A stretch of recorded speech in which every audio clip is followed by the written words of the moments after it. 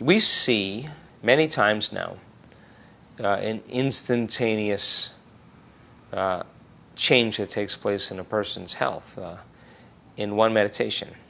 They come out of the meditation, and whatever that health condition that was there before the meditation has either significantly diminished or has pretty much disappeared.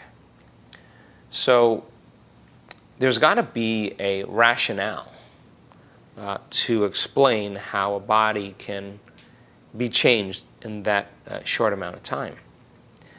So if a person has an inner experience that has a profound emotion associated with it, they connect to that unifying field whose signature is oneness, its wholeness, its greater and greater degrees of love. They connect to that frequency, and that frequency is carrying information.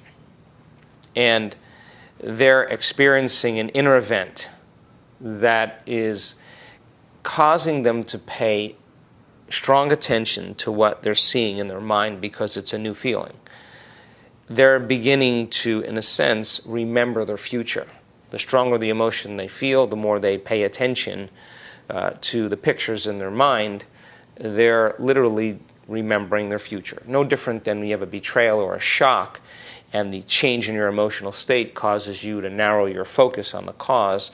The brain takes a picture, and that's called a memory. And people get stuck in the memories of their past. They're thinking neurologically within the circuits of that embossed experience in the brain, and they're feeling within the boundaries of the emotion. So their entire state of being then is in the past, and because they're living by the same emotions, no new information is coming into their nervous system, because if the environment signals the gene, and it does, and the end product of any experience in the environment is an emotion, if people are living by the same emotions every single day, they keep signaling the same genes because that's the same information that they're perceiving in their environment. And genes make proteins, and proteins are responsible for the structure and function of the body.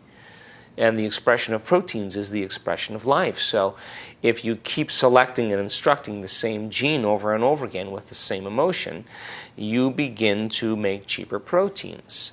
So then when a person has an inner experience that is more profoundly energetic, that causes them to become more conscious, and they begin to pay attention to the pictures or the images in their mind. They're having a lucid moment. That experience is going to literally enrich the circuitry in their brain, reorganize the brain, and it's going to change them. At the same time, the elevated emotion that they're feeling is happening from an inner experience.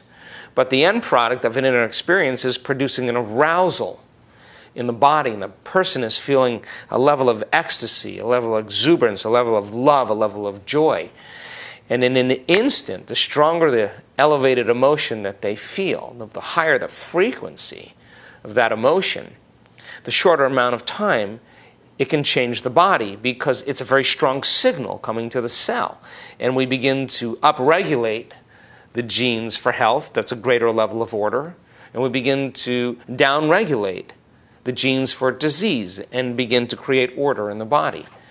And so people are doing that, not waiting for their healing to feel those emotions. They're working themselves up into a state where they're feeling those emotions, and the body is objective. It's the unconscious mind. It doesn't know the difference between the outer experience or the inner experience through the body. It's exactly the same. So the person's getting a biological upgrade in a matter of seconds, and genes begin to make different proteins, and the structure and the function of the body change, because that's what happens when we change.